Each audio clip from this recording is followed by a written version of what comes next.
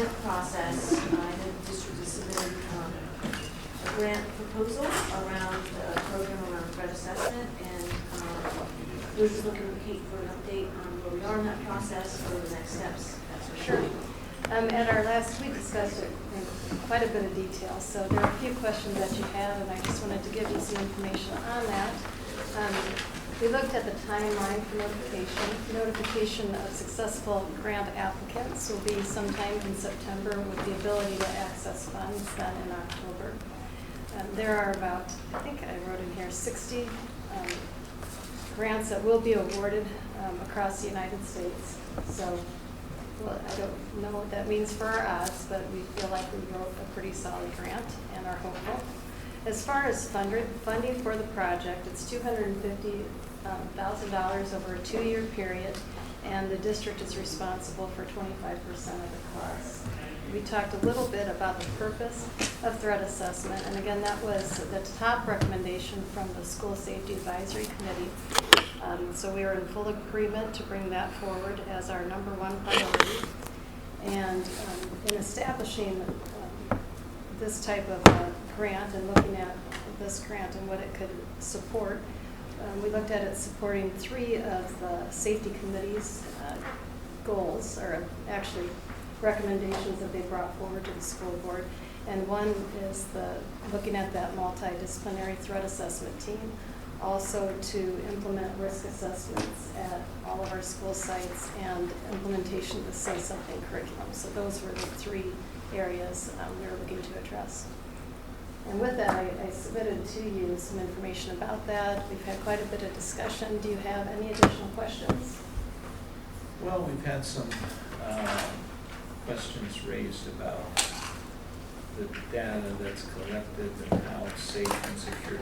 Can you talk or address to that? I mean, on the radio this morning, they were talking about some 135 million people's social security numbers, and my financial security software security firm that has a class action lawsuit against it that they got to pay out because they shared all this information was breached. And we've had instances in our district where IEP information ended up at the habitat area and things like that. So what kind of assurances can you give the public that any information collected is going to be protected? Well, that would be absolutely essential. And we do not have a system developed for that at this time. So in the next, if we were awarded this grant and were to move forward, we would be developing that system. And the things that you're talking about, Phil, it would be essential that we have a system in place that would protect that information. And that just would have to be a part of the process. Okay. So we don't have a system this time. That's the idea of needing to apply for grant money was to have the ability to put a systematic program in place and a process in place. We don't have that at this time. And you know, the what was brought up in the community comment about what was happening in Tiffin with mental health counselors and that. What are we doing? I know this is off the threat assessment a little bit, but it's in the same conversation. What do we have as far as how many designated mental health professionals do we have comparable to what was alluded to by the community commenter tonight? That would probably be a better question for Laura Daly. I think she's coming forward to talk about mental health supports at a future meeting. I would hate to misrepresent Okay, so that. that's Yeah, I think the clarification we want to make when we talk about mental health supports is, you know, support for mental health versus therapy, because I think that's oftentimes the line that's a little bit blurred or a little bit confusing. You know, we have partnership agreements, you know, to have some agencies come in and do therapy, but to say the school districts assume responsibility for therapy, you know, we don't do that part of it. Now, do we try to support student mental health in a different way? Sure. Or if it's written into a student's IEP, then we would collaborate with some agencies to do that. But when we give you that overview of, you know, mental health supports we have, I think that's the fine line, that we don't want to mislead people into thinking whatever mental health support we're providing is actual therapy unless it's stated into a written plan, and we're contracted with another agency to do that. So most of the people we would have on staff would be supporting mental health and being there for some outreach and connection to family or connection with some long-term services. Now, when Chief Matterly was here with us a couple of other meetings ago when we were discussing the topic, he cited, I forget how many, 19 or some different agencies that said they were supportive and interested in being involved and everything like this, and I requested a copy of those agencies or all of those. I've never received a copy of that email or anything like that. I don't have anything from him listing who those agencies are. I can tell you that I reached out and had a meeting with the city administrators from Coralville, Iowa City, and North Liberty, and they indicated an interest of exploring a 2080 agreement moving forward. Okay, so the thing is you know, we're hoping we get this grant. Even if we do get the grant, we're 62.5 short of doing what we want to do. It's easier to come up if you divide it with 20, but then again, every one of those 20 is probably going to want a piece of that information, correct? I mean, how? We don't have that, as Kate said, we don't have that clarified yet. Because that's the other thing. I guess that's what we do when we get to that point. But when you talk about a stovepipe collection type database, where you're bringing together all these little bits of information that somebody has there, and you're bringing it all into one spot, I don't know that anyone that gives you any information isn't going to want to have part of the whole funnel at the top, if you follow me. And then that gets to be, you know, it becomes a concern, and we got people that are concerned enough with student Chromebook and tracking and selling of that data, let alone something like this, which would be sensitive, potentially sensitive medical information that could affect insurance, employment, all kinds of things. So I think that there's a lot of unanswered, a lot of questions still on something that you know, we're pushing really hard. I admire the administration in the district for how quickly they pursued this grant and put their application in. I wish there would have been the same speed and emphasis for ag education. We might actually have it in our schools. Can I follow up? Please. Because I have the same concern that, you know, we already deal with FERPA, and now we're saying we're going to deal with HIPAA in some capacity. And I can tell you that at the hospital, like, I'll just be fired for looking up his name. And to me, that we don't have that strict of control with our employees here in the district, where if I'm going to look up a patient it's just, you know, it's feed into, like, you will not tamper with this system or you will no longer have a job, and it's followed through. And it's extremely serious, and I'm just worried that we're going to introduce some of this data, so my question is, if we get the grant and we haven't developed this, if we get to the point where the board doesn't feel we have a secure enough system, I mean, that's what we're saying, well, we have to do it.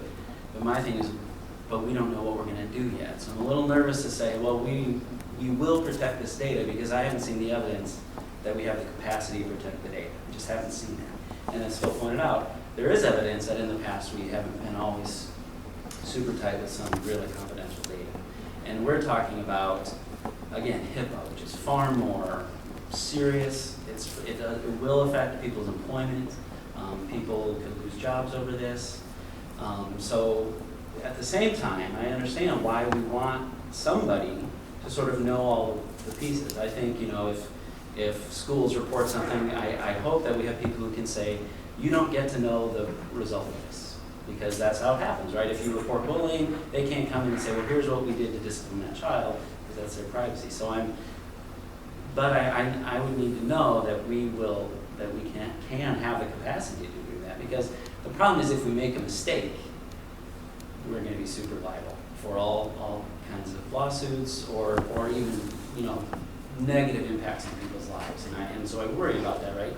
governmental body messing with people's lives, as well-intentioned as it can be, that's a big concern of mine. So privacy is a big concern.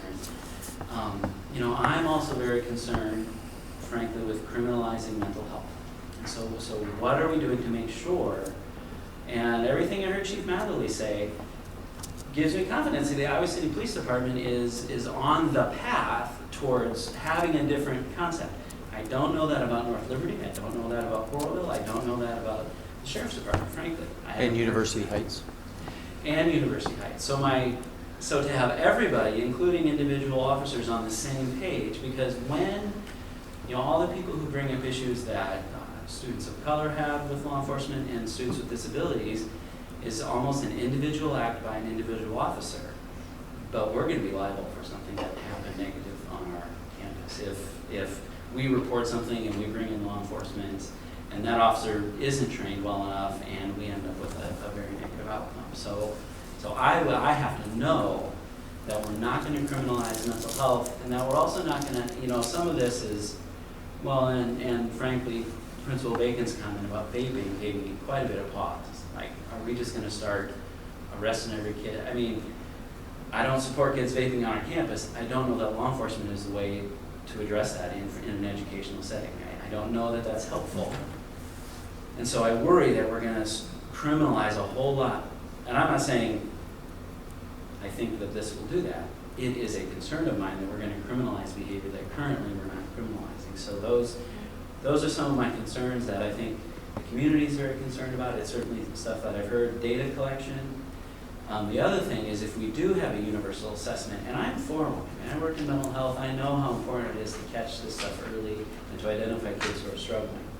And at the same time, I know that parents and students have rights. And so if we have something like a universal assessment, is it going to be an opt-in? So you have to say, my kid opts into this, and or will there be an opt-out? So can you opt out of this for whatever reason? You know, I deal with students all the time when parents don't want to sign a release to talk to school, and where as a professional that may be a little frustrating.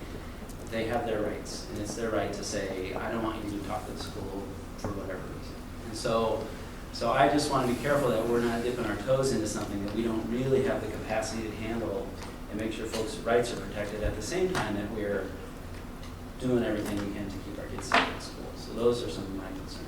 Can I respond to a couple of those? Yeah, please. I think a couple of things I would say is, I don't think we feel like that we have the capacity to deal with some of these things right now, and that's why we're bringing some of this to you, right? Is we have traditional mechanisms. We've dealt with threats, you know, through discipline and through outreach to mental health providers to try to get student services, but what we're left with is just school district administrators trying to determine if it's a legitimate threat to the school community, if it's a mental health situation. And I think really what we're talking about trying to do here is applying for a grant to create a model where those professional institutions can talk to each other, you know, and I understand the concern about data, and then it's a matter of, you know, what laws is the medical community bound by, what laws is the education community bound by, and then law enforcement, and how would we bring those things together to make sure we're not violating any of those in any capacity.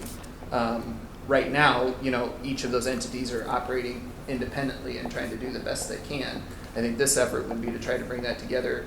I think your other concern, Director Clausen, about the screening part, I mean, I think that just speaks to a larger thing, that if we work on any of these recommendations, we'd obviously want to bring the work to you before we would implement anything, that the community and you were comfortable with it, to say, yes, we feel good about the steps are taken. I think you're asking a lot of good questions that we've talked about, the same questions too, that, you know, honestly we don't have answers to at this point, but that would be part of the work moving forward, is to get answers to those and then bring them to you and address your concerns the best we can. So could we, because clearly this has been done, right? Like this is Well, the state of Virginia. It's part of Sandville Promise. and I think it's probably more widespread than that, because I looked Right. up Oh, some, absolutely. so there's tons of peer-reviewed Right. stuff out there on It's this a- system. yeah. So, I mean, I guess could we bring in some examples where these questions have been addressed, and maybe districts have said, here's how we do it? I think we have to, absolutely. But I think because some of these questions are on data privacy, information security, collaboration between different entities. I don't think we're the first district to come up with a model there. So how can we learn from them as a board, making sure that our requirements are super clear around the things that you mentioned, Jamie, the legality around data privacy, but not criminalizing mental health, and just get really clear about the things that we need to solve for when we create this model. And then we need to see the evidence along the way as the solution's being designed, that we've got controls in place to manage these things. And I'm also going to say, as we build out a model and we begin to implement it, we should start small. And so that we learn in small as we can, small increments, so that it's not some kind of big bang implementation that brings a lot of risk to what we're doing. So that's what I would be looking for, is what are the design requirements that we have to fulfill with this model? What's the implementation plan, training, adoption? Those pieces cannot be understated. This is something, and so can we start small? Can we start in a school? I'm just making this up, but how do we learn through this so that we don't expose ourselves to big risks? We learn as we go and build our capacity over a period of time. But for me, this grant is a way to get the resource in place to help us start having those detailed conversations, to help us start doing the detailed design that we need around the requirements that we put forward. It's like, I think you said before, doing nothing, I mean, at least my point of view is status quo is not an option. We've heard it from our principals, we've heard it from our families. People are coming at us with different needs and different solutions, very vastly differing solutions. We need to do something, and this grant is to help us with the resources to design that model. And so I'm hopeful that we get it, but then I'm hopeful and actually will require a very, very studious, methodical method for building out and designing the solution. I think one thing to keep in mind with this too, and this is where we started the conversation, the role of that threat assessment coordinator is really to provide, as Matt said, a resource which we don't have right now, which is coordination at the time of the threat across multiple platforms. And so it's not necessarily database development or accumulation of private data or any of the rest of that. It's really, we have multiple disparate jurisdictions, whether they're law enforcement, healthcare, first responders, and we don't have a systematic platform that allows us during a time of crisis to bring their feedback in to help our administrators make an appropriate determination. And I think that's where our building administrators struggle the most right now, is actually at the time of threat, being able to know who to turn to, questions to ask, who's the right person to go to, and how to coordinate that. And I think that's one of the things that we can do as a first step process, which... Before we even have a database, just give a communication protocol in place. Exactly. Period. The right people, Just the right start with time. that. Because right now, Matt's right. At this point in time, with a limited set of data, we're asking building administrators who deal with this on a very sporadic basis to make very important decisions. And they really would do a better job if they had access to more information, if they had access to more help, and if they knew who to go to when, and we actually had protocols in place to facilitate that communication. Kate, is there a specific feedback loop? I know a lot of grant givers, the people who give out the grants, they have a function where you have to then report back. This is how we spent the money, and this is what we did with it. Requirements. Yeah. Right, absolutely. Is there something there to? I was thinking on it when JP said, we get the money in and we have this whole proposal and something we don't feel comfortable with, and Oh, sure, you we can don't shift like. it. I want to know how much direction we get, from the grant proposal itself, like how much you're locked in, what do we have to provide back to them Right. if we go a different route or don't do anything, whatever that may be. I don't know how much. My understanding is there is some flexibility. You just have to have rationale of why you would shift money between funding sources. It's not a grant specific to threat assessment. It's a grant that covers many different programs, concepts, and ideas. So threat assessment is not the main focus. So they're not saying there's one specific way that needs to be carried out, if that makes sense. It is. But the grant is written that way. Well, our Right, so then grant are is we held to Well, what it that? is threat assessment, it would probably need to be related to those areas. But whether or not there's a database or how that's carried out, I think there's flexibility there. And I would just mention, I think part of it, to me, it's not about criminalizing behavior at all. It's an opportunity to not overreact when a situation occurs. And I think when we have a threat, it's when you see that threat and people hear of it, there is a lot of concern from our community of, you know, how are we going to handle this? And we need to take those very seriously. But as a part of that, you need to have proper assessment and the ability to, you know, understand, was there any intent with this? Was this just something that the kid said without any thought? And if that's the case, if there's not a threat, we want to make sure that we are reintroducing that student into school and providing the appropriate resources. And again, not over penalizing students. Yeah. To me, that's the idea. And we've got examples of where we've gone too fast, too far, and too soon. And that's, to a certain extent, I don't know if that's revising our flip, because essentially what you're alluding to, Steve, is, you know, something happens at a school, the principal of the building is gonna go to that flip book that, okay, fire, tornado, that type of a thing, and, you know, follow the letter there. Sometimes, you know, we've had some examples, and I won't bring them up for that, but where we had some things that happened just too fast for all the facts were in. And had there been a little bit of time on ones that weren't, it's hard to say about it without getting into more detail, but we've had some things that have been deemed threats that weren't threats, and threats that, yeah, that way. So that's something we're gonna have to struggle with. I don't know if, you know, this is gonna help, but there's been some instances where some students that there may not have been a real credible thing, that some heavy-handed things were done and kind of affected them. Well, I think that's a little bit of what we're trying to say, Phil, Right, is right. that there's No, some I- things no, I- where, you know, instead of it looking like we're trying to further discipline or criminalize something, it's more, if something's really not a threat, we don't want to discipline a student either, right? I mean, if it's something that can be related to another case, or if we think we can bring a student back to a school community sooner because there's no, you know, further risk posed, I mean, we want to be able to do those things. I think in the absence of information, you know, people err on the side of safety, right? And so I think that's more information, better informed, we can make better decisions, like you're saying, with more facts, with more data surrounding that. And we get that by involving, you know, multiple entities instead of just trying to go it alone, or in the absence of some information, or not being able to connect with those folks. And so I think, like I said, it's all good questions. It's all things we need the answers to before we would start down a different road.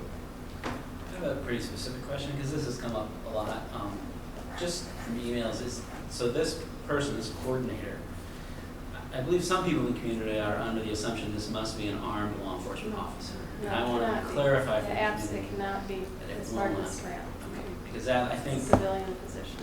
there's folks who you know, probably have their own idea about what they want. And I think some of them, like I like what I'm hearing, like we want to have an appropriate response that actually meets the student's needs, and that isn't criminalizing it. And I think there are some people, you know, who feel safety means this kid is just out of sight, out of mind. And so I, you know, so I don't want to lend anything that's going to exacerbate that, or because this, you know, in a perfect world, this can be done really well. And also in the world we live in, this is often not done very well, but this is done in a detrimental way. So I, you know, want to be careful that we're not opening a Pandora's box that we let out, and then something happens, or, you know. And 'Cause JB, I think that goes back to the comment that Phil made earlier. I think where the confusion lies is when Chief Matherly was here, he was talking about a threat assessment officer, and that's where he indicated that there are multiple entities in our locality that would be interested in contributing that. This is a threat assessment coordinator. This is someone that's employed by the district. So we're talking about two different people. The threat assessment officer is actually somebody who's employed by one of the agencies, whether it's one of the police departments or the sheriff's department, employed by them, costs covered by multiple entities. This is a threat assessment coordinator employed by the district to help coordinate input from various entities. So we're talking about two different positions. So there is one that would be a law enforcement officer. That's the one that Chief Matherly talked about when he was here. This is someone that provides coordination and assistance for district personnel. And wraparound care for students. And I think that to me is what's critical. And as I see some of the cases that are more involved, you may have a student in juvenile detention, you may be working with the police department, you're working with the school, you have mental health providers, you have a lot of people involved. But what sometimes is missing is that coordination of services. We can find a student that is out of detention, we're not aware, the district is not aware. It's similar to the threat assessment provided at the University Hospital. I mean, some of our most successful cases are working with the University of Iowa Hospital threat assessment. There's Peter Bergson that has worked with us, and then we are able to communicate and make sure kids are getting the services they need. It's really to make sure kids are not falling through the cracks and provide a safety net and appropriate services. Well, I'll go back again to when I talked with the U of I group very early on when I got elected to the board. They don't even really refer to their care assessment, because everything that they identify is a need of care. Sure, absolutely. So sometimes just the words we use. True.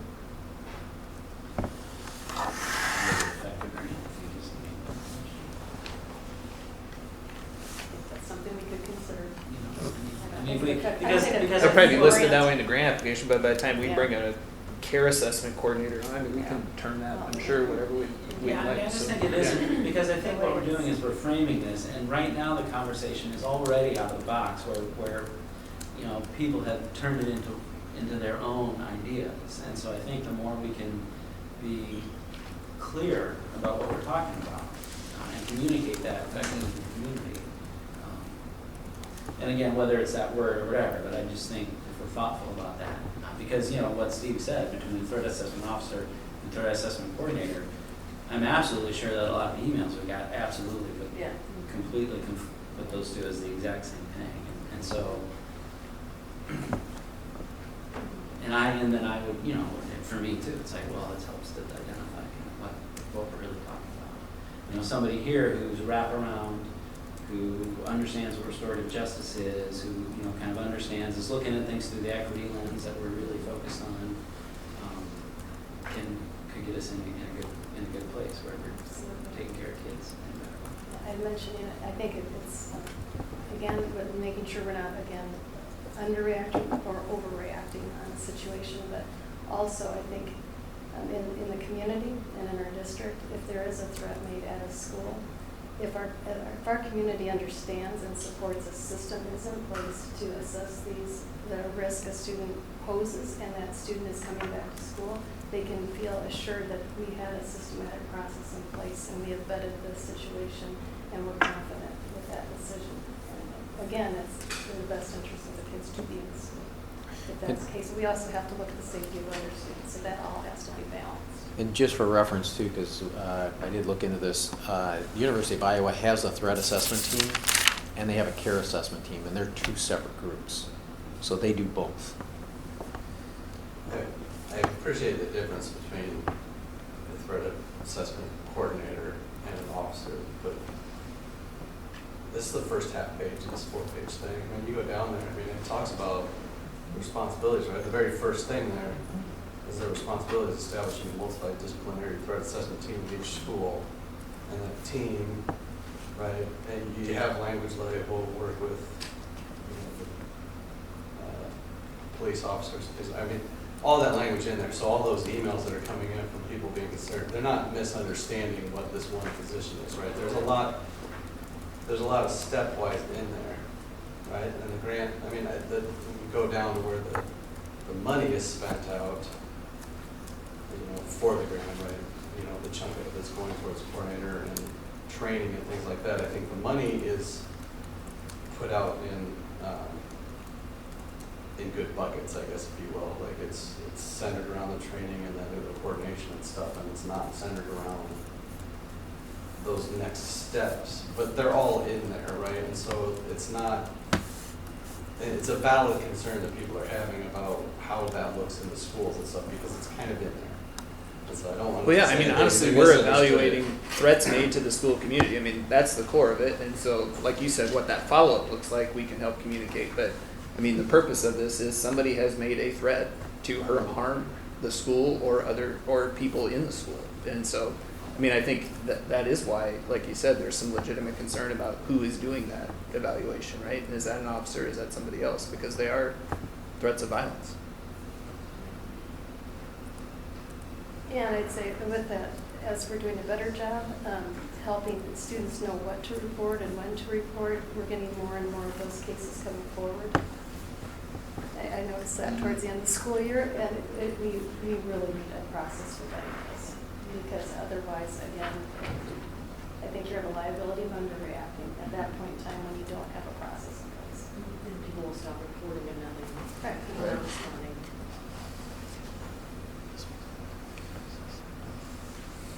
What other questions do folks have on this topic? We'll get an update.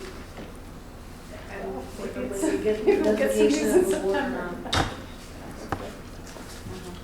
And one little point, and I don't know how it makes happen, but there's a little section there on, it says social media monitoring. It's basically looking at social media for a student that is a potential threat. And I think one thing we need to look at, if we're going to be monitoring social media, which has its own liabilities, but I think what happens in the world of social media is that knowing what is affecting the students, right? So if somebody hears something and they don't report it the right way, but maybe they start telling their friends and that stuff starts spinning out of control, I think that's something we need to be somewhat in control of before it becomes a thing, because then I think that's where we become reactionary.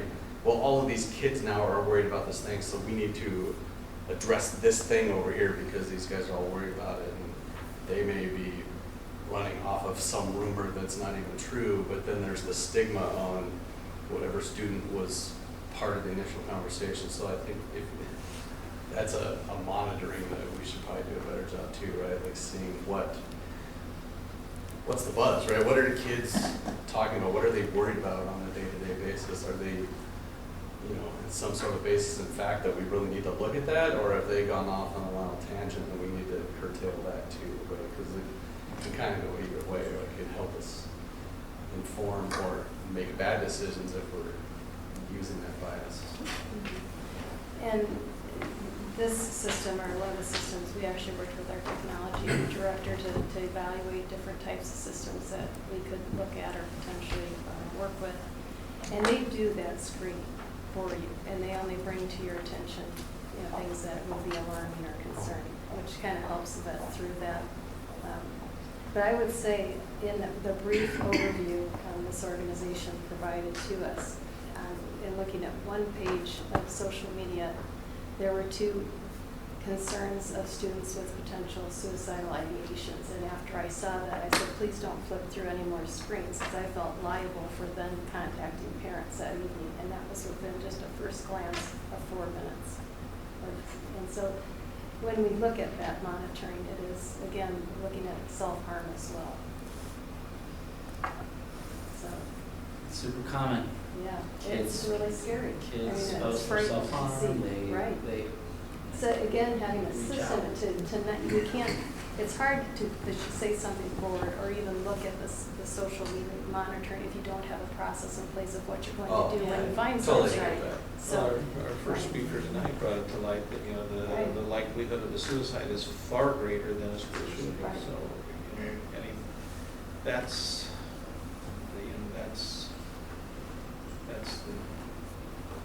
what you need to try and.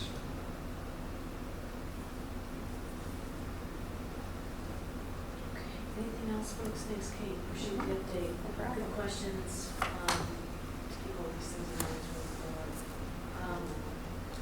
We can transition to the next item, which is our bias evaluation. Is it okay if we do the update for the comprehensive equity plan Of course. first? We'll do big picture and then one piece. Perfect. great.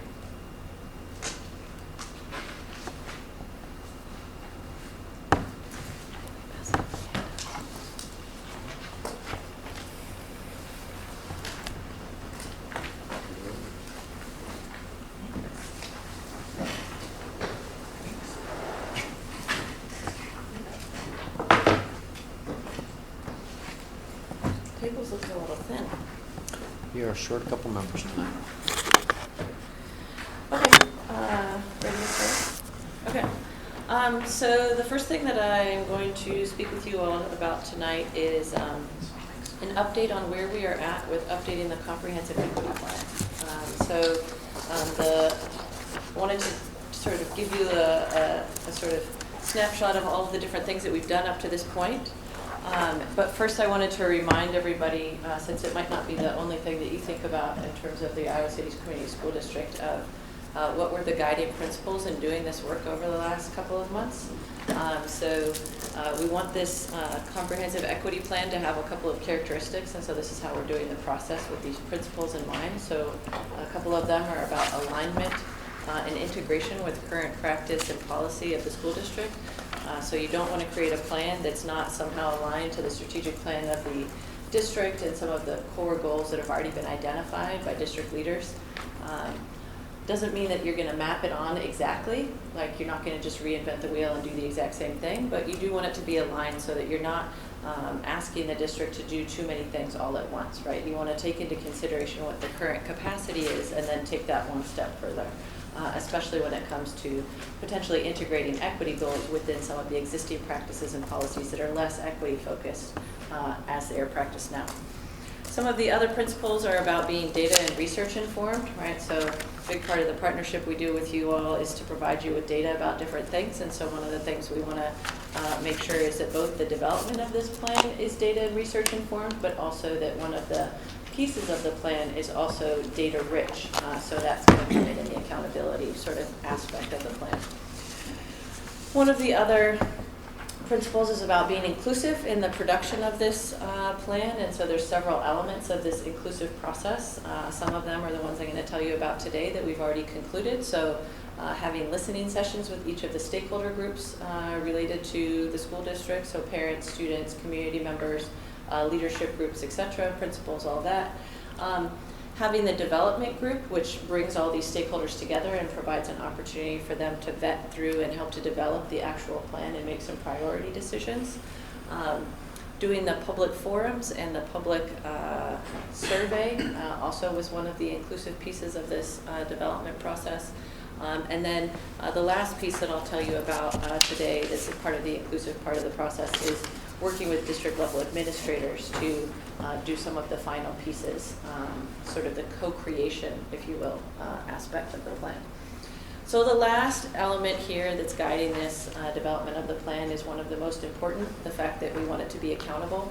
So the school district had a comprehensive equity plan previously, and one of the things that it sort of didn't have is an accountability aspect to it, and so it wasn't like a master plan that you all followed each year to see how you were doing, and that's something that we want to improve on this new updated plan. So that was just sort of an overview of why we're doing what we're doing. The next slide is something we also shared with you a couple months ago when we first started this process. So these are all the main elements or pieces of the plan development. So the development group, I'll tell you a little bit more about that in a moment. We've now conducted the public forums, the online survey, the listening sessions. The things I put in red are updates. So previously we had that we were going to work with admin leaders to do strategic interviews to help them identify what are some of the current things that they're doing and how that maps onto the strategies and critical tasks that were identified in the development group.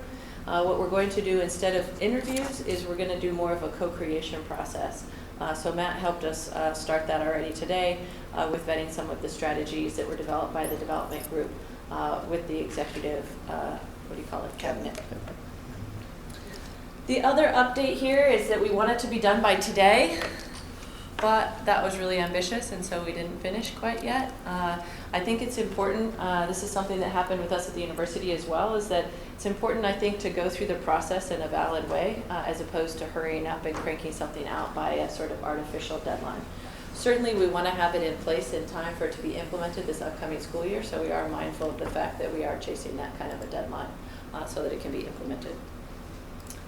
Just one quick Yeah, question for you please. on Yeah. this one slide. Yeah. And I thought I saw it in another document, Yeah. or maybe I'm wrong, but Yeah.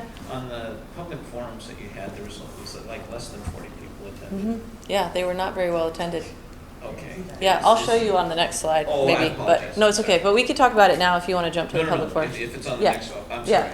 I'm going to go through each of the pieces, so development group, and then we'll talk about the listening sessions, and then the public forum, and then next steps.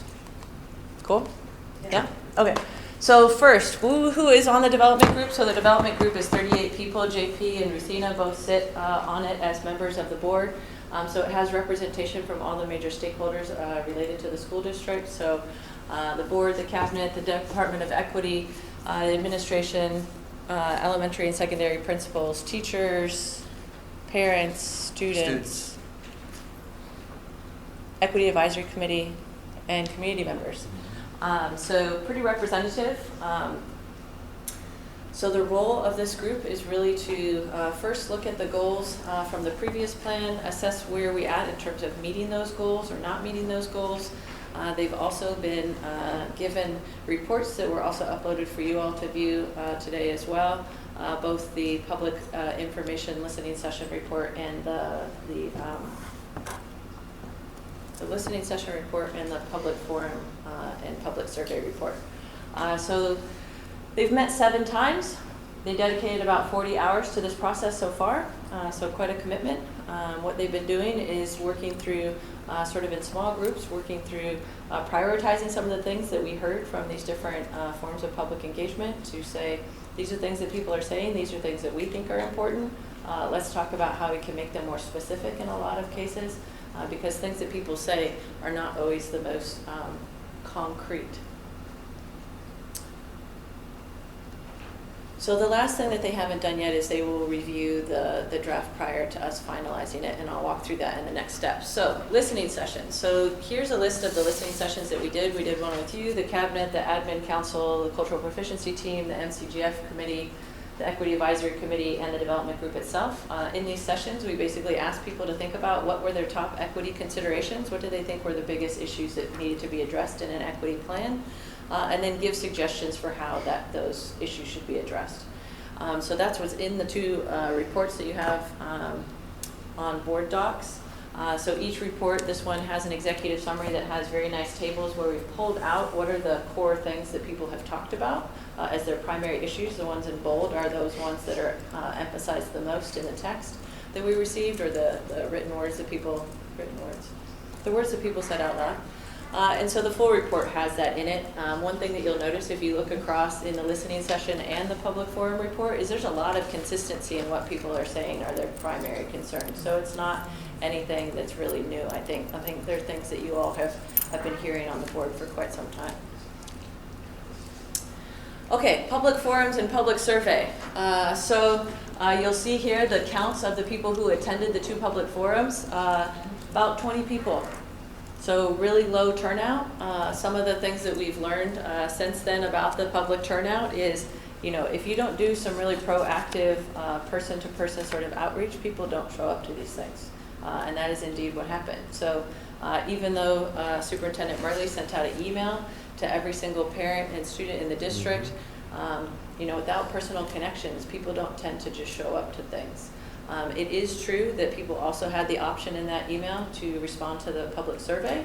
So some people could have said, I'm going to trade off my time and do the survey as opposed to the forums. You'll see that we got about 300 people who took the survey. There's almost 1,000 people who opened the survey. So a lot of people looked at the questions and then closed it and didn't answer it. So they just took a look at it and chose not to give us any information. Any ideas on why? Hmm? Do you have any thoughts were the questions? Yeah, I think the reason why, so a lot of people clicked through the first question, which is what are you? Are you a community member, a parent, a student, or a teacher? And got to the set of questions. The questions were the same questions that were used in the public forum and in the listening sessions, which is tell us what your top equity considerations are. Like what are the things that you think we need to focus on? And so they had to type it in. So I think what a lot of people do when they want to take a survey is they just want to click through choices. And so we didn't want that kind of information because we want people to say in their words what they think are the most important equity challenges of this district. So you know, you list your 5 things, they could list up to 5 different things, and then those 5 choices or whatever they said were left on the screen, and then there's little boxes that said, tell us what you think we should do about each of those things, so that's how the survey was designed. What response rate was verified out of? Well, so for parents, there was only 154 parents who responded to the survey, so, But how many did we send it out to? Yeah, how many? 14,000 parents. yeah, so parents of everybody in the district, Yeah. so, That's a pretty low response rate. So this is, Super. this is the response to 15,000 yeah. inquiries? Yeah, so, It's I that mean, typing thing makes it tough for people. They just. yeah, I mean, it was open for 3 weeks, so but it was the end of the school year. So to say, I think It's, time of Timing. the year was also difficult with it being in May. yeah, no, I mean, I think that something that has already come up in the equity plan sort of development is improvements in community engagement and communication.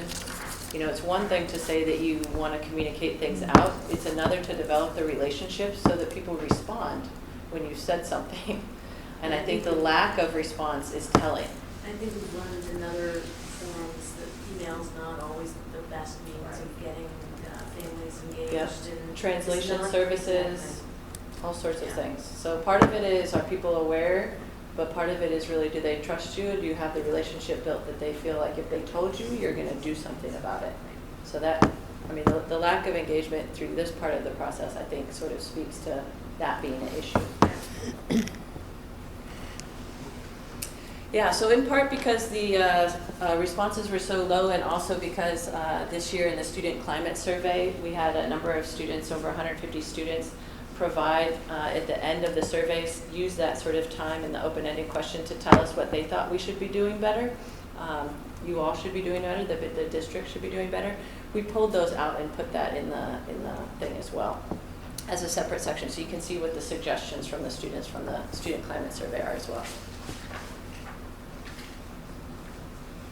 Any questions about sort of those, that's sort of the different things that we did to generate public input and sort of more voice opportunities for folks in the process before decisions were being made. So that's sort of the inclusive part of the process, if you will. Any questions about that data collection? No? I'm just worried about such a low response rate. What do we feel that we have the data we need in order to, have that infused into what the CEP Yeah. needs to be? Yeah, no, I mean, I think, yeah, I was gonna say, I think that's a legitimate concern. I mean, there wasn't a lot of voice around that part of it. I think the thing that, I think the thing you won't be surprised about is what's in the equity plan. I mean, it's things we consistently hear about. And so I think while it would be more powerful to have a lot of people around those things, I don't think there's anything, my sense, and you guys can make your own evaluation on it when we get to that point, would be, there's nothing that isn't accounted for in there. I mean, it's all of the same things that we've talked about. It's, I think, the things that the community comes and speaks to us about here, that we see emails on. I mean, those types of things. And I think the part where, further engagement might be something we want to consider is, how we prioritize those different pieces of work and what's the most urgency surrounding some of those. I don't think there's anything that's left out or that we wouldn't have talked about. Achievement gap, discipline gap, recruit diverse workforce. I mean, all of those things are in there. I mean, it's comprehensive. I mean, it's going to be a big plan and a lot of work, but it's how do you want us to prioritize those So things? is it That might be engagement? something. What? Right. So is engagement in the plan? Engagement's in the plan. That's the thing Yeah. we need to do about it. Exactly. it's a Yeah. goal, it has strategies. Yeah, there are a lot of action steps in the plan. Okay, Well, all right. I mean, I think that's the thing, when we look at this plan, unlike the previous plan, this has action steps Mhm. and accountability. And when we get to the end of it, we're probably not gonna get there. And so I think then that's when and we have the conversations often of, how do we get out?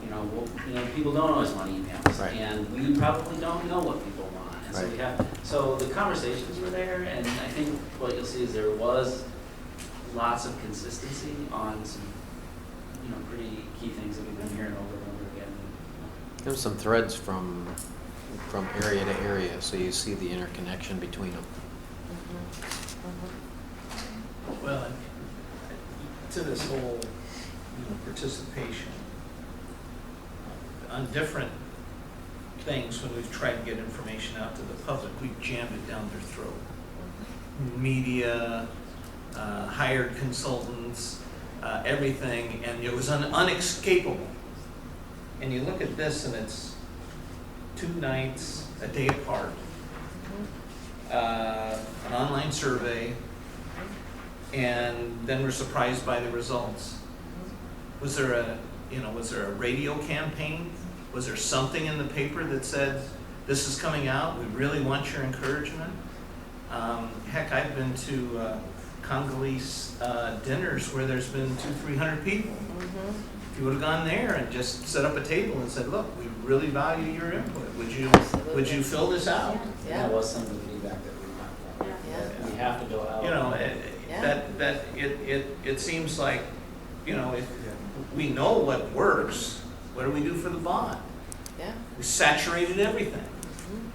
So, like I said, and it's frustrating because it's always an ongoing discussion. Well, we're not getting the responses we want.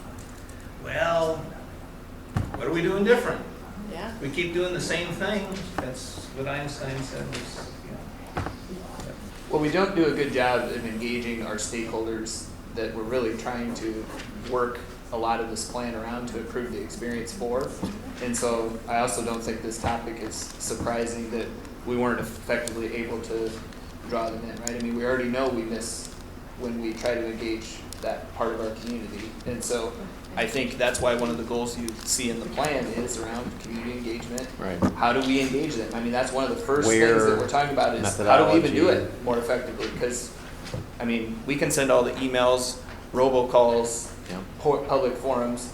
I mean, a lot of the groups we need to improve our experience for are not going to engage in those opportunities, those traditional ones. I mean, Probably the best thing anybody said is we need to start asking more. right, We need to ask people how they want to be. how they want to do it, yep. What will they respond to, and we haven't done that.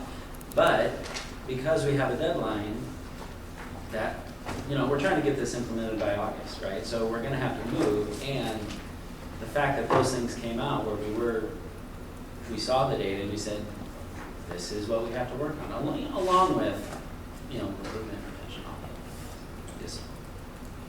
Yeah, no, I mean, it's a huge concern. I mean, we tried to pull off an inclusive process in the last 2 months of the school district, you know, of the school year, and this is what happens. But, I mean, I would also reiterate that the research on community engagement, both with school districts and with universities, is it's not just about the form of communication, it's the building of relationships. People don't respond to you if they don't feel like they trust you or don't think you're gonna do anything when they talk back to you. That's telling. But yes, also forms of communication. I mean, people do have to be able to read it first. Yes. Yeah, okay, so next steps. So we've started sort of one of the last pieces of the process in terms of doing the co-development. So Matt has been identified as sort of the lead person with the positional authority. So one of the things that we're doing is we're working both with Laura and Jeremy in the equity department, because this is a comprehensive equity plan, and so it needs to come out of the equity department of the district. But we also need some positional authority behind it. So you can't have just folks at a director level sort of directing the show and having other folks above them and, you know, throughout the organization, especially when they're so new to the organization, being the only leaders on the plan. And so that's why we have both leads and partners. The partners are the rest of the directors and the admin staff, so we're going to pull people in as necessary to help us to identify some of the concrete tasks, metrics that we can use for tracking and timeline. Because one thing that we want to do is we want to know what seems doable from their perspective and then push one step beyond that, right? To say we need to ensure that there's some accountability, we need to ensure that there's metrics that we feel good about. So that's the sort of co-creation admin part of it.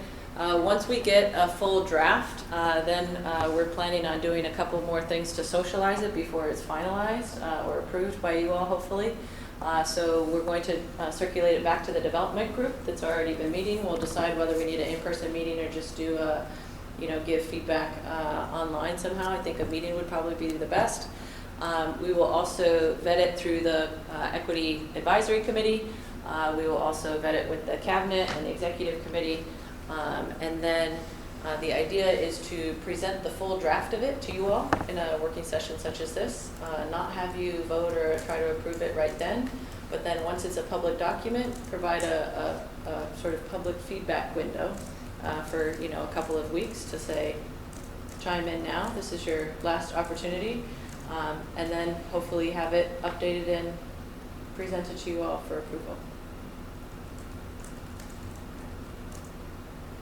Any questions about that?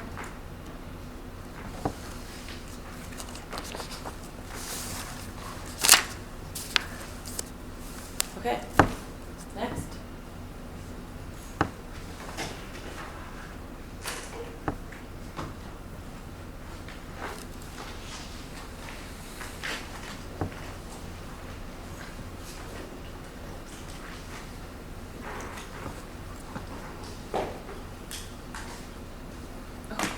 This was just posted today. Yes, it was, and that's my fault.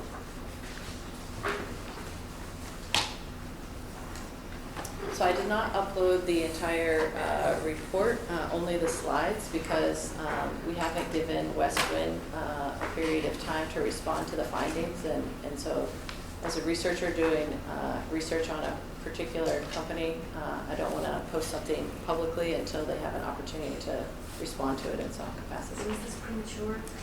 I'm just going to beg the question because I don't think it's premature. They've looked at every evaluation we've done and responded to it. Okay. Yeah.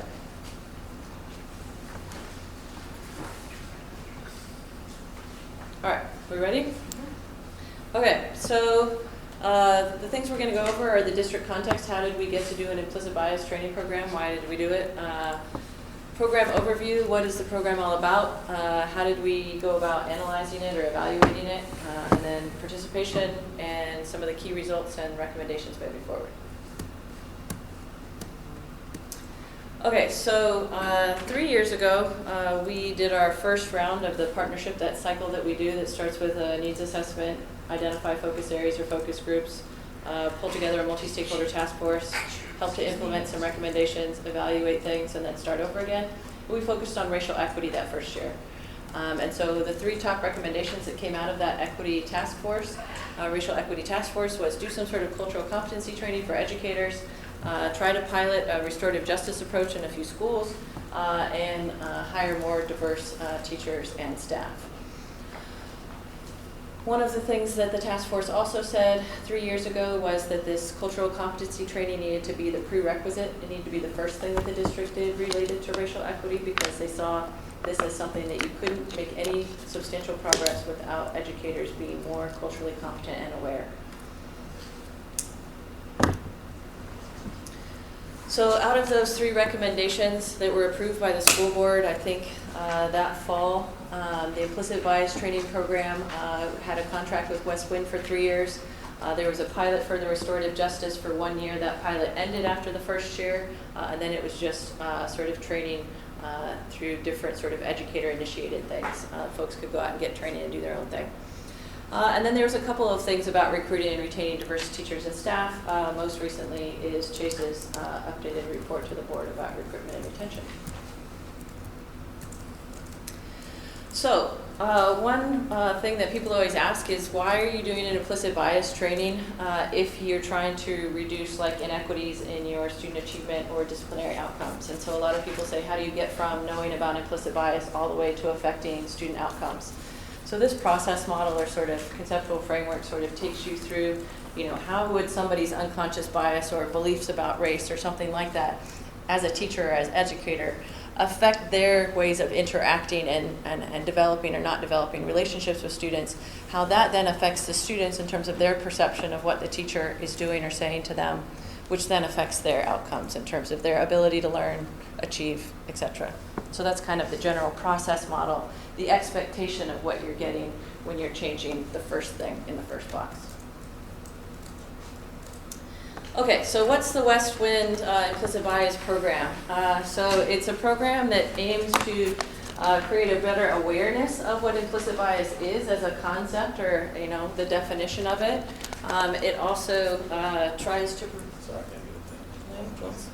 It's also a program that tries to educate folks about how their actions affect things like larger achievement gaps and disparities in discipline. The structure of the training, the way that it was done here, is a cohort model. So it was a 3-year training program, not because people got 3 years of training, but because you did it in a phased implementation. So one set of schools and teachers did it 1 year, then the next, and then the next. So you did it in 3 years. So we refer to those as cohorts. So cohort 1 was trained in the very first year, cohort 2 was trained 2 years ago, and then cohort 3 just finished their training this year. All the schools had slightly different sort of schedules every year of the thing. It was negotiated school by school with West Wind. So there's generally between 5 to 9 sessions. They vary everywhere from 20 minutes to 90 minutes in length. The first year of the training, it was about 6 to 8 hours of total training in the year, and this last 2 years, it increased to 8 to 12 hours. The content of the training, so we got all of the slides that were used and all of the materials that were handed out, did a content analysis, and so that's sort of what these bullet points represent, is what was the primary thing that was discussed at these trainings. So a lot of material was shared about racial inequities and inequalities in education. There was Iowa City data specifically. Lots of stuff about the definition and the concept of implicit bias with specific examples, both in educational context and outside of educational context. Examples from research on the impacts of implicit bias. And then in year 1, they focused on the problem of practice model. So that was something that they used as a way to talk about strategies. But in years 2 and 3, they changed, in part because the first year evaluation showed that teachers couldn't identify any strategies or practices to help mitigate the impact of implicit bias. So they changed from using that problem of practice model to a model that just straight up talks about what are some of the strategies or practice changes that you could have. So that's kind of the content of what happens in those hours of training in a nutshell. Lots of small group work, self-reflection, things like that. Okay, so what's the strategy we use to do the analysis or the evaluation?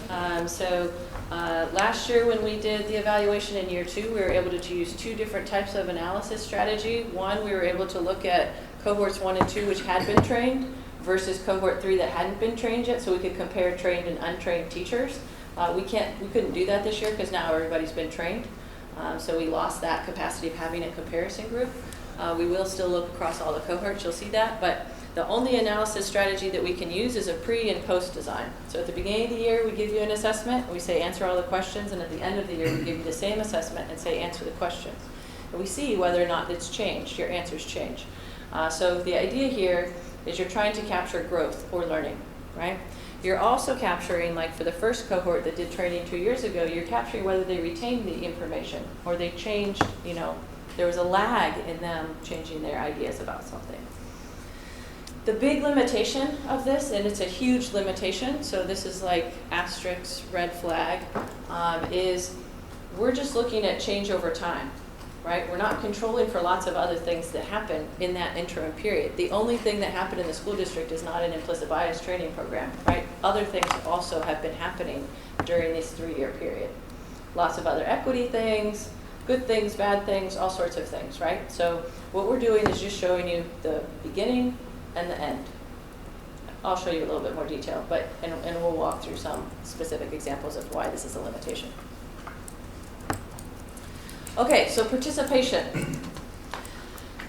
So each year we ask people to fill out pre and post assessments.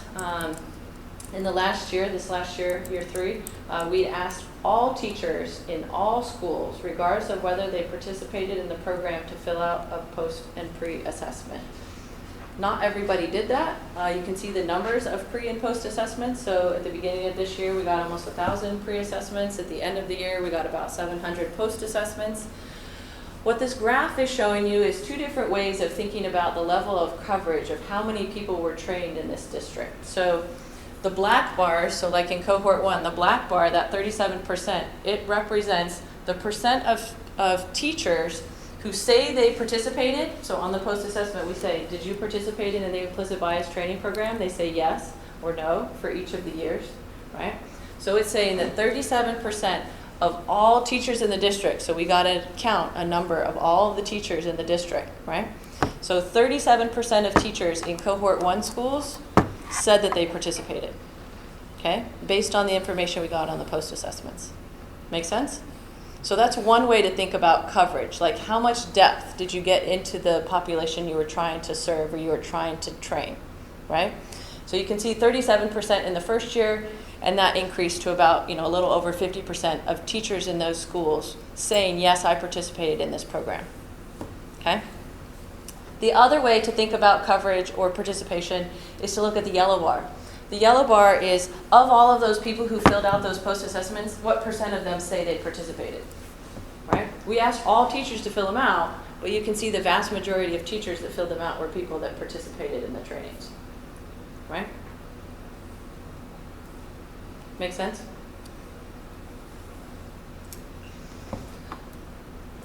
Okay, who fills out these things and who participated in the training? So, not surprisingly, we asked people's racial and ethnic identity, gender identity, and how many years they've been teaching in the school district. So this shows you the vast majority of the teachers, 78% self-identify as white. You'll note that 15% of people didn't tell us what their racial or ethnic identity was. 64% are women. Again, 15% of people chose not to tell us that information, right? Some of this is self-identifying, right? You have very small populations in some buildings. The information is collected at the building level. You can also see the years of teaching, sort of a spread there. About a third of the teachers have worked in the district more than 10 years. So that's kind of a snapshot of, I don't think this is all that unusual or different from your actual sort of demographics of your teaching population. Okay. So some of the key findings. One of the things that we've asked every year of the training is whether or not teachers can tell us what implicit bias is.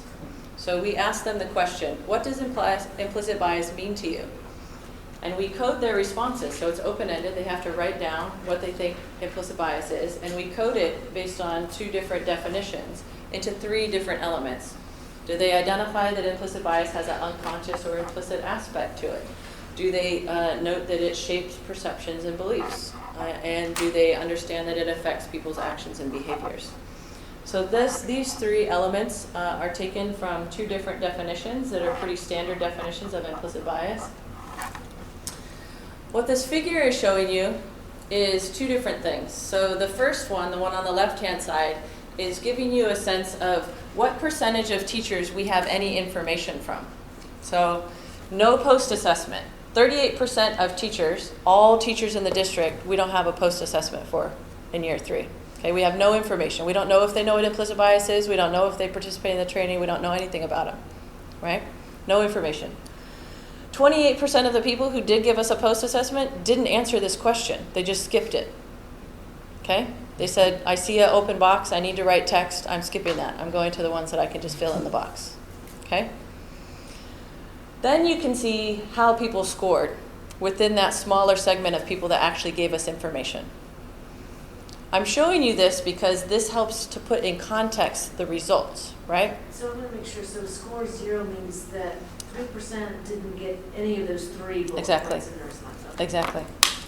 That's exactly right. So then the one on the right-hand side shows you, among the people who filled out a post-assessment, how many people skipped that question. It's really actually almost 50% of people that filled out a post-assessment skipped that question, okay? So these are some of the huge limitations in doing an evaluation of a program where you have limited information, right? So I'm flagging this for you, and I'll do it on a couple, just so you see the amount of information we're basing what we know on. Does that make sense? Okay, so among those 50% or so of people that gave us a response, this is what their responses look like, okay? I know these are really small. So this is by cohort. So cohort 1 was trained 3 years ago, cohort 2 2 years ago, and cohort 3 was just trained this last year.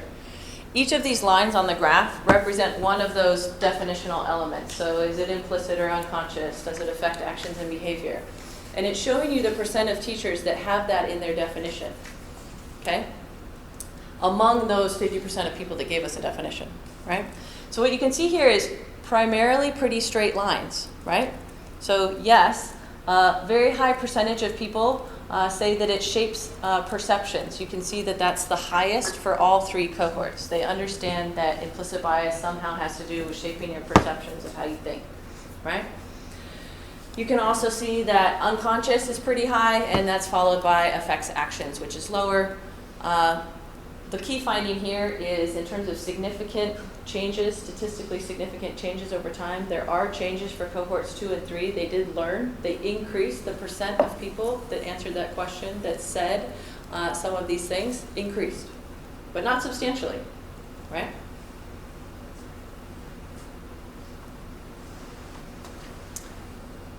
Okay, so some gains on learning what implicit bias is. That's sort of a baseline. You want that to happen no matter what, right? What about some other things like beliefs in racial inequality? So one of the sets of questions that we asked were questions like, do racial or ethnic minorities have the same opportunities or do they not have the same opportunities? Is racism a major problem? Are equity initiatives necessary due to racial discrimination? And the opposite of one of the other ones, which is racial problems in the US are rare isolated situations. So we put these together in a composite because factor analysis and a couple other things that we do, like principal components analysis, tell us that people answer these questions the same, so we can squish them together and average people's responses, just like we do for the student survey. We create these composites, they give you better estimates. So in this case, you want the numbers to go up. You want the percentage of teachers or educators that say racial and ethnic minorities don't have the same opportunities in the US, because most people would agree with that statement. You want people to be aware of that, right? So you want them to agree with that statement. You want them to agree that equity initiatives are necessary due to racial discrimination. So you want the percentage to go up, okay? So you'll see actually that for cohort 1, the one that was trained 3 years ago, it actually declined significantly. So not really, shouldn't be anything related to the implicit bias training program, right? So that's the kind of thing that I'm talking about. I wouldn't really blame that on the implicit bias training program. I would say other things are happening that are affecting the teachers in those schools. We could do an analysis to see, did it happen only in 1 school or 2 schools, and that's driving the whole thing down. We haven't dug that deep, right? But that's the kind of thing you would want to do to figure out why that's happening. It's the opposite direction of your expectation. The other way that we assess beliefs in racial inequality and what you think is contributing to them is another open-ended question on the pre and post assessment. They're asked, what are some of the possible explanations for achievement levels evident in the graph below? And that little figure below is the actual graph that they see in the pre and post assessment.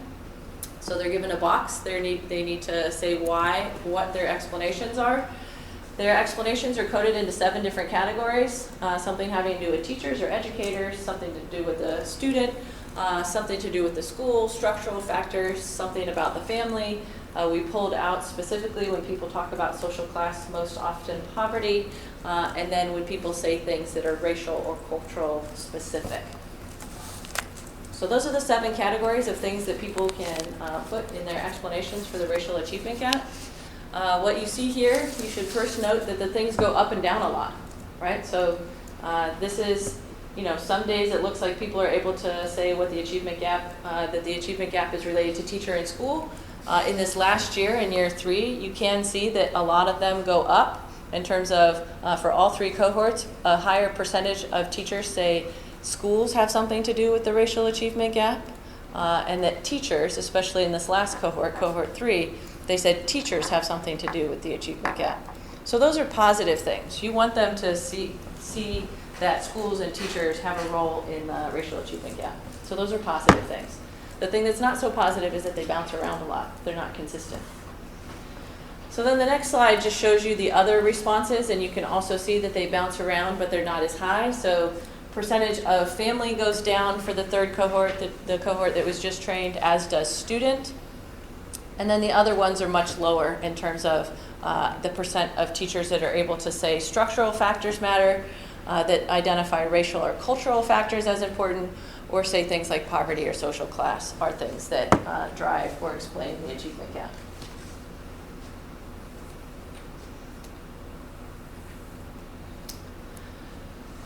One of the other biggest things that was sort of a goal in having this training was a greater cultural competency, not just knowing what implicit bias is, but having more awareness and more cultural competency more broadly. Several of the questions on the pre and post assessment capture this. In this case, I'm showing you the response to 3 of them. One of them is a question that says, do you know that these are all about self-awareness? Okay. So stereotypes in society shape my personal attitudes. Understanding my own identity is necessary to form meaningful relationships with some students. And in some interactions, identity and culture are not important. So these are all about self-awareness. They all come from a pretty standard cultural competency scale. So we didn't make these up. So what you can see here is that there actually is increases in self-awareness, specifically across all 3 cohorts. I'm just showing you graphs for 2 of them. But across all 3 cohorts, you see that especially on the stereotypes shape my personal perceptions or prejudice, those things went up. So an increase in the number of teachers or the percentage of teachers that understand that as a self-awareness. Not surprisingly, because it's the one most closely associated with implicit bias, right? What you expect. Okay. Another thing that folks were hoping to get out of this training program is also a greater sense of sort of culturally responsive teaching, or beliefs about the importance of having culturally responsive teaching practices. So the questions that we asked around this are, do you think that understanding issues related to race is relevant to academic achievement? Is it important for public schools to teach about the history and contributions of racial and ethnic minorities? Are teaching methods, do they need to be adapted to the needs of culturally diverse students? Do teachers have a responsibility to be aware of students' cultural backgrounds? And do teaching practices, are they important for achieving equity goals? I think most people would agree. You want most educators to say, yes, I agree to those statements, right? So those are all from a sort of cultural, they're all from a culturally responsive teaching sort of practice, multicultural attitudes of teachers scale. So what you can see here is that they're very high. The vast majority of teachers, almost 100% of teachers in the district, say yes to these questions. But there's no change. So could be a ceiling effect that you're already really close to 100%, so you really can't go all the way to 100%, right? But no declines, no increases, very steady. No change. Okay. This is one of the ones that I think that we spent the most time talking to Circe's team about last year. So we found the same thing last year in the year 2 evaluation. We found it again this year in the 3rd year evaluation. We asked teachers whether or not they feel prepared to discuss race and racism with students. We also asked them whether they feel prepared to talk about race and racism with their colleagues. This is showing you the results for I feel prepared to talk about race and racism with students. You can see that for all 3 cohorts, there's an increase, especially in the last year. So this is one of those things that you might expect an increase to happen in the folks that are getting trained currently. Not sure why you would expect there to be an increase like in cohort 1, which was trained 2 years ago, right? And then say it has something to do with implicit bias training. It could. It could be a lagged effect, but it could be other things, right? So more teachers in this last year say, I feel prepared to talk about race and racism with students. That could be because of the implicit bias training program, or it could be due to that in combination with something else. We don't know. I think it's also becoming more of a just a discussion in current events. Absolutely. So, but Yep. I don't know how closely this collection of data corresponds Yeah. with our Yeah. national dialogue. No. So the next thing I'm going to show you is students' perceptions of what's going on, right? Because if teachers say, I feel more prepared to talk about race and racism with students, let's see if students say, yes, I hear less hurtful comments about race from teachers, or I feel more comfortable, I'm not uncomfortable talking in class due to my race, things like that. You'll see they don't quite correspond, right? Okay, so increases in people feeling prepared to talk about race with students. Before we get to the student survey results, we want to talk about strategies, because this is one of the most important things that we've spent the most time talking with Westwind about in the past, and that we've spent time talking with you all about, you all meaning the board, but also district folks as well. So this again is showing you what % of all teachers do we have information for. So we don't have information at all, no post-assessment for 44% of teachers, 28% no answer, right? And then over here, you can see among the people who we have a post-assessment for, how many people didn't answer when we asked them to identify strategies to mitigate the impact of implicit bias, right? So almost 50% again didn't answer, right? So the stuff I'm going to show you next is based on those 65% of people that did a post-assessment and filled out this section, okay? All right, so among those 65% of teachers who said, yes, I'm going to answer this question and attempted to answer the question, the vast majority of them identified personal development strategies as the strategy that increased the most. So personal development strategies are things like, I increase my awareness. I think about the fact that, implicit bias might be shaping my perceptions or my actions. I'm more aware of, how bias can creep into my actions or behaviors, things like that. So that's personal development. You'll see the other ones remain relatively low, exceptionally low in most cases, where things like teaching practices or teaching methods, improving student-teacher relationships, or trying out some practice or strategy related to that are all very low. Right? So lots of personal development, lots of thinking about what you're going to do, not so much on the other ones. So a couple of examples of things that people write that we classify as personal development are things like this. I think more before acting, speaking, scoring. I've worked hard to create positive stories, and I'm more conscientious about thinking of students individually. That's an example of what somebody would write.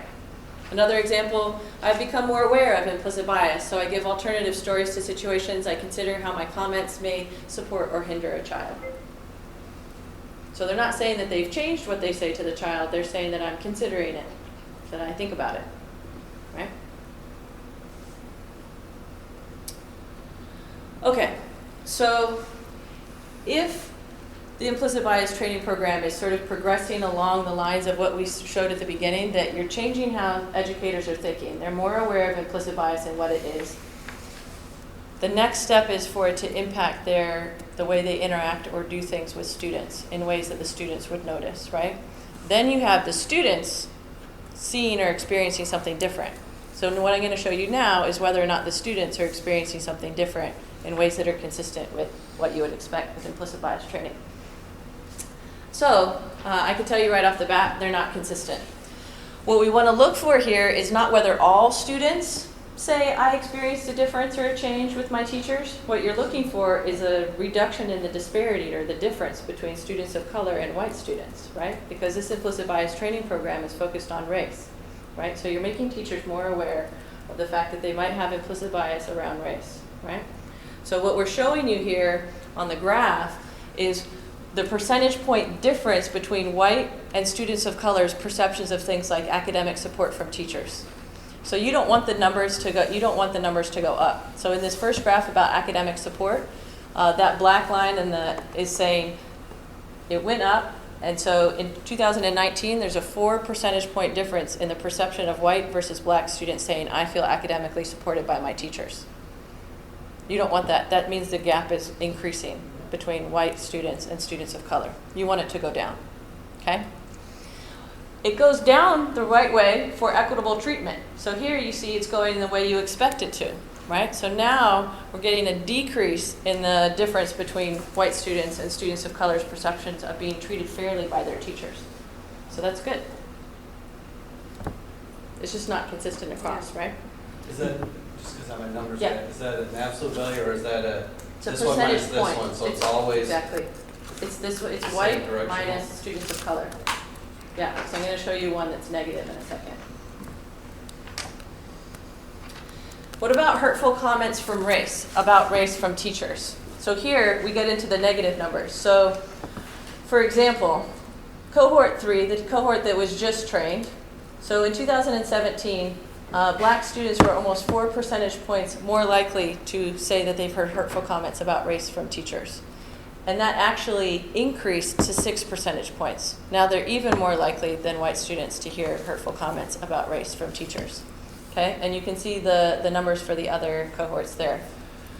Over here, the numbers go back into the positive. So again, you don't want them to go up because that's saying there are bigger gaps between whites and students of color. So greater disparities in students of color saying, I feel unable to share in class due to race.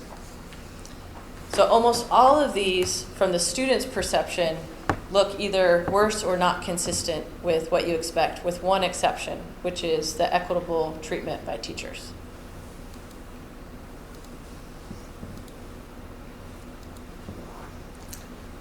Okay, so where does that leave us? What can we recommend from sort of a evaluation report that has mixed findings? It's been pretty consistent for 3 years now.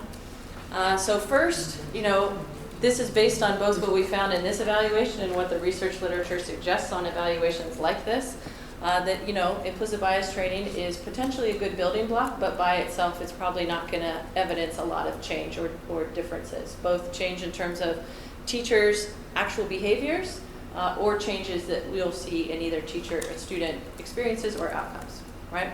It could be seen as a building block, right? The second is, and this is a recommendation that comes out of a lot of other districts and people like Starbucks and everybody else that does implicit bias training now, is, okay, now you've told people that they need to be more aware of implicit bias, but now you need to change the structures and the environment around them to support them in making different choices. So not just target individuals, but target the environment that they're in to support better decisions and better practices that help to mitigate implicit bias. The second recommendation about differentiated professional development really comes from the feedback from teachers. So at the end, we ask, do you have any feedback that you'd like to share with us about the training program? A lot of teachers share things like, on the one hand, some teachers say, I loved it, this was great, I learned so much. And then on the other hand, teachers saying, this was like condescending, it was super repetitive, it was really basic, I didn't learn anything at all. So what that really suggests is there's educators that have really valued this training and learned something from it, but there's other educators that I think felt like they were already there and this is just not what they need, right? They think they're there. Yeah, they think they're there. These And are they all, may not be. They might not be. Exactly. Well, some of them, I think we did definitely have some people who have been working on this a long time in other ways that felt they could use it deeper. And, we heard some differences between white teachers and teachers of color that were. Mm-hmm. And this was done during our Thursday professional development time. Sometimes it was done during like morning meetings or Yeah. after school meetings, depending on when we could get the trainers scheduled. But I think you're onto it. I think we have staff with diverse skill set too. I think some people were, it was the same training. It wasn't necessarily differentiated. So we had some people that are probably farther along this continuum than others, and so they did feel like it was repetitive or their beliefs were already in line with some of it, where other ones, didn't necessarily receive it as well or make even the growth we wanted to see. And there was some comment too about when you have so few minority teachers, they often felt very uncomfortable being in situations where they were like the only person representing and other people working out their stuff that sometimes, and the phrase traumatic was thrown around, that it was really hurtful for some people to have to sit there, and some people said they wouldn't go through that again, they wouldn't put themselves in that position. Yeah, the other thing that we heard in just a couple of the evaluations along those lines is sort of the cultural burden of being the only person of color in a group with white people processing their feelings about unconscious racial bias, and feeling like that's not their role to play. So there was some talk about another way of differentiating with some more homogenous groups where they could focus. So there was a lot of the folks who were on the development plan, there was some I learned a lot from people. There was a lot of really good discussion about how we can do this. It's not like they don't want to do the work, it's how are we doing the work? And is this really effective for everyone? So. Yeah, so the last thing that I have on here is something that we've talked about a couple of times in the past is using the teacher survey that has been done every year. We skipped this last year, for lots of reasons, but using that as one of the ways to assess where teachers are at to help you know what kinds of training different teachers need. So you can ask the kinds of questions either that we asked on the survey, the pre and post assessment, or come up with other survey items or other ways of assessing it. But that way you would understand, you know, where some teachers are at, or groups or schools, in terms of where their strengths are and where some opportunities for growth and learning are. Questions?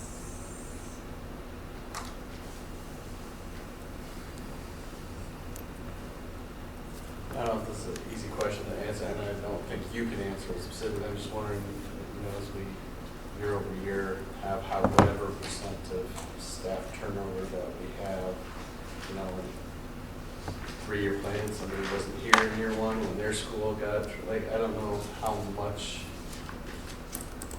that impacts the numbers, or in reality, how those teachers behave, or how they see implicit bias, or how we play catch up in that regard, or I don't know. Yeah, we still made an effort to try to reach out and have some type of continuation of the implicit bias training from West Winds, and we didn't receive a proposal back. But we do have access to some of the content ourselves, and so we're looking for ways to build that into some of the new teacher training, or at the building level to do some things. I think that's what I'm hearing you say, Sean, is that as we get new staff, how are we making sure they have some kind of implicit bias training? Yeah. I mean, like you said, I mean, it's the building block. It's not the only thing, but it's Right. not. Well, we did it for 3 years and then it's done. I mean, I think there's reasons for it. It seems to me that should be part of the curriculum for anybody going to school in education, right? That should be done long before They get to us, but, yeah. But we still, I think, owe it to at least put everybody on the same starting point, if you will. Something.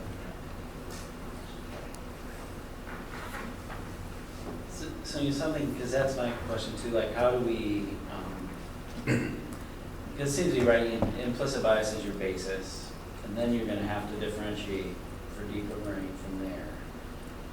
You know, one thing somebody brought up was actually in the interview process, just on an application, asking a question about what somebody's awareness, because obviously we want to hire more minority teachers, but we don't get that many applicants. And so then of the people who come in who aren't minorities, what is their awareness? What are they coming in with? And the person who brought this up said in another district that question was on the application and made them feel like that was a value to the district. That implicit bias and cultural responsiveness was going to be. And so that's my question, like what are the things we can do to make sure we catch new people coming in with the training, but then also identify those people who may already be primed to like they're interested in that. Like that's maybe already a part of their Right. professional growth and development. And that was a really good point somebody did make. And then, yeah, what do we do that's a richer experience moving on? And there's some things I think that are happening with like writing equity curriculum, but as far as PD goes, and then of course it came up, which we've all talked about, is just our PD model just not being effective, period, because of the time frame of Thursday afternoons, and that any training is going to be more effective with a half day or a full day. Because that's my question too, you know, Jan said, is this baked into the comprehensive equity plan? And even if it is, then I think we still don't know the question how. You know, how do we do it, and what have we identified as the way we can kind of reach everybody and differentiate all those things? Yeah, I mean, another big question that will get baked into the equity plan in some capacity is sustainability. I mean, you can spend a lot of money training people every single year on whatever is the latest thing you think they need to be trained on, but you need to create an internal capacity with either train the trainer or doing it at, you know, where you're doing it in groups where they work on things collaboratively and they learn together. Personnel gets infused into other training opportunities, so And it's not progressive standalone over or something. time, because we heard that. It's like, okay, what are my next learnings Yeah. that I'm gonna have? We talked a lot about that. And can we start, in what I'd like to see, right, we get to a culture where this is just in the culture, where equity is just how we think, it's how we breathe, it's what we do. So that whatever training we do, it's kind of baked into that. And it's not just reading training, but it's, you know, how is reading training affected by equity concerns, cultural concerns? Yeah. Has to be at building level. Yeah. But I think that's kind of the next step too, JP, with the building blocks there list there about the culture responsive teaching practice. I mean, that's the layer that should be put on instruction in any category, whether it's literacy or numeracy. I mean, Yeah. we should be thinking about that cultural lens every time we approach our instruction that way. And so, like you said, the bias, checking your bias and being aware of your bias needs to be a foundation. But as we plan and prepare for instruction and the delivery of that, how have we also accounted for that? Are these courses in the education program for, college education, our teachers are trained and learning about cultural responsibility? There's one I'm sure it's course, institution there's dependent one too. course that has, Optional, isn't it? there's one course that's in the core that has part of this as part of the curriculum. So there's not just a standalone core Right. class that's required. And there's an optional class Yeah. that they can If you want to take. address that, you need to address the requirements of the state, because the colleges are not going to require additional courses that are not required by the Right. state. So So that's where you need to spend that. Okay. I'm sorry, we need to add another one, we're up to 10 or 11 now or It's gonna be something. 72. It's gonna be in 4-point font when we're done. I think there might be an opportunity as we look at some of the grow your own programming that we're trying to do with the university and trying to There you go. collaborate on some of those programs and saying, hey, look, as part of this collaboration, we need you to embed this course, these concepts into the teaching. And they are facing some of the same challenges we are with recruiting diverse students, like we are recruiting diverse teaching candidates. So it's something they might be open to. I mean, I agree that it's not a state requirement, that's gonna be a really heavy lift. But if we're working on this specific partnership with them, it might be something they would be willing to consider or And even if it's not a requirement, if we say, we're gonna hire the people who take this course. And so as a part of the Grow Your Own, as a pilot or as a absolutely. little incubated within that, we're gonna hire the people who come out of that. We have a meeting in the next couple of weeks, so I can definitely add Raise that it. to our. I'm not trying to Yeah. pass the buck on the district's responsibility on the climate, but it was a sustainability question and Yeah. just kind of retrain, and Yeah. that is what got me thinking that, boy, at the source, to have that built into teacher training, and then we make sure we've got a climate that supports and honors and respects, right, that sort of responsiveness. It's both. It's multifaceted. Yeah. Yeah. And the grow your own success is also promoting for women. That's where we just have to, we, as has been said before many times, we were looked upon as a farm district, like a minor league baseball team that it's a place to get started, but you're not gonna be there for long because there's no vertical path to success. We've gotta make that vertical path to success, and we need examples.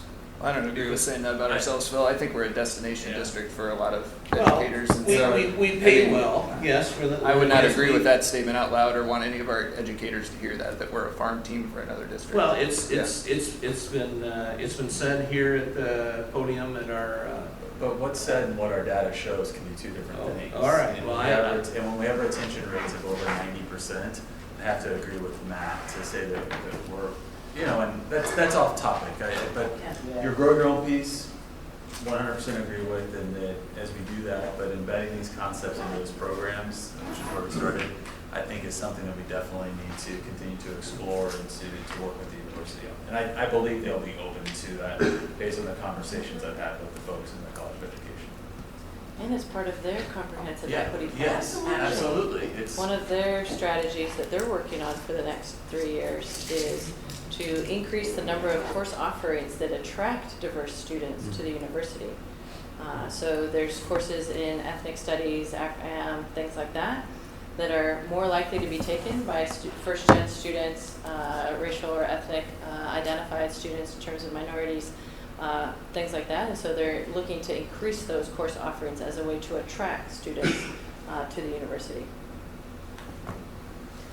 And it's pretty heartbreaking to go over this stuff again and again. Why would anyone ever hear a harmful comment from a teacher? But, I think that to remember we've only been doing this work a very short amount of time, and this is the first time we've developed this plan in any kind of systemic way.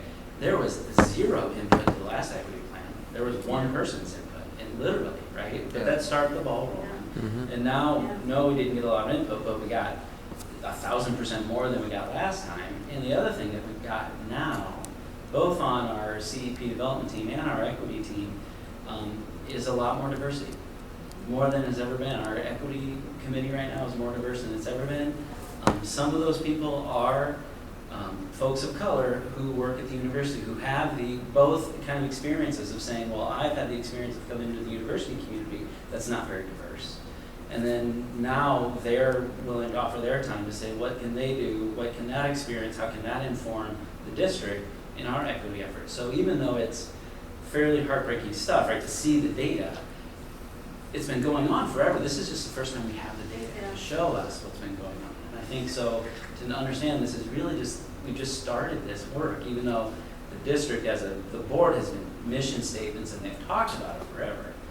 You know, really, we've got 3 or 4 years of data when we really started saying what is our student experience like, and we're tracking that. So I think that's a great point, because we could even talk about the, opportunity achievement gap being there for a long amount of time, but the fact that we've been disaggregating the data for a few years, has, probably pointed a finger at it and increased, hopefully, there's a lot of urgency on our team, but I think that's the thing that just has to be around it now is, okay, now we know it, what's the urgency to try to do something about it and correct that action. So, it's like identifying the problem, and then you have to have the solution ready to go, right? So I appreciate what you had to say there. I think we think about that a lot. What we see, right? Why are 50% of people not filling it in? Maybe that sense of urgency isn't there, and they haven't felt it yet. So the more we can show the data, create that environment, and hire people, bring people in and say, this is our culture. It renorms the environment. Yes. That makes an enormous difference. Because we've still got folks who are used to a very different district,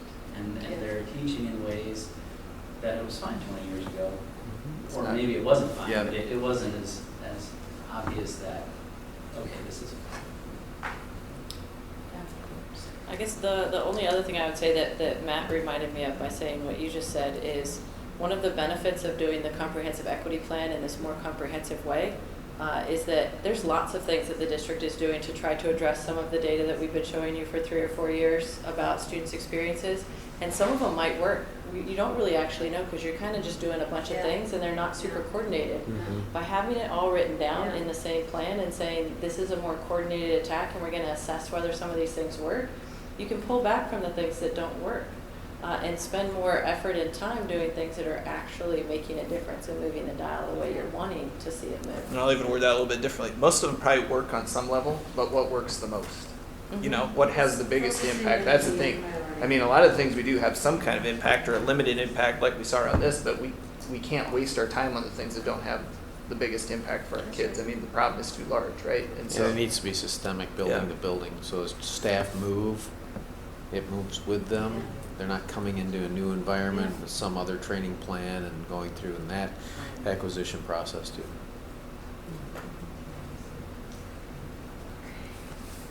Thank you. Any other comments?